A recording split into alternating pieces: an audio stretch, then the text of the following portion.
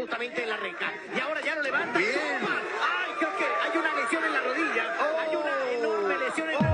ليه بقى الام ام اي؟ رياضه عنيفه جدا واسلوبها حاد وعدد الاصابات فيها مهول. في الفيديو ده حصل كسر في اسفل عظمه الفخذ، وده كسر عاده بنشوفه مع حوادث العربيات العنيفه. متخيل مدى قوه الاصابه؟ ولان الكسر هنا مش بسيط، اول حاجه لازم نعرفها ان الكسر ده بيكون عليه قوه شد عاليه جدا، لان العضلات الكبيره اللي موجوده في السمانه بتشد الجزء السفلي من الكسر لتحت، وده معناه ان الجزء ده من العظم ممكن يضغط على الشرايين اللي ورا الركبه، وده خطير جدا ولازم يتلحق بسرعه. وانا كطبيب هقول لك ان اول خطوه في كسر زي ده ان احنا نثبت الرجل ونرجع شكل الرجل طبيعي قدر الامكان. وعشان ده يحصل المسعفين بيستخدموا حاجه اسمها جبيره هوائيه، ودي بتمنع حركه الكسر عشان ندخل على المرحله اللي بعدها اللي هي مرحله الاشعه. وهنا التشخيص بالاكس راي عاده ما بيبقاش كفايه، دايما بنحتاج نعمل اشعه مقطعيه عشان الكسر ده عاده بيبقى واصل لسطح المفصل، وده مشكلته ان هو لو ما رجعش لوضعه الطبيعي 100% بيعمل خشونه بعدين. لو في اي شك ان الشرايين اتاثرت لازم بنعمل اشعه دوبلكس او اشعه مقطعيه بالصبغه فورا. دي الطريقه اللي هنتعامل بيها مبدئيا عشان ننقذ الوضع. طب ايه العلاج؟ في الحالات اللي زي دي بنحتاج ندخل نثبت الكسر بشريحه ومسامير، وساعات لو الكسر منضغط جدا بنركب مثبت خارجي مؤقت يحافظ على طول العظم ونرجع نحوله لشريحه ومسامير بعدها بايام. اما لو الكسر مش واصل لسطح المفصل ممكن نستعمل مسمار نخاعي من اسفل الفخذ او اسمه ريتروجريد نيل. فلو انا الطبيب المسؤول عن الحاله دي هقرر طبعا ان احنا نعمل عمليه، لان ده كسر كبير وخطير وبيأثر على المفصل والشرايين، ودي للاسف عواقب ان حد يمارس رياضه عنيفه زي الام ام اي. بس هي برضو مثال حي عن قوه الجسم البشري قدرته على التحمل. بس لو سالتني تلعب ام ام اي ولا لا، برضه هقول لك لا. ودمت دايما في حركه وصحه.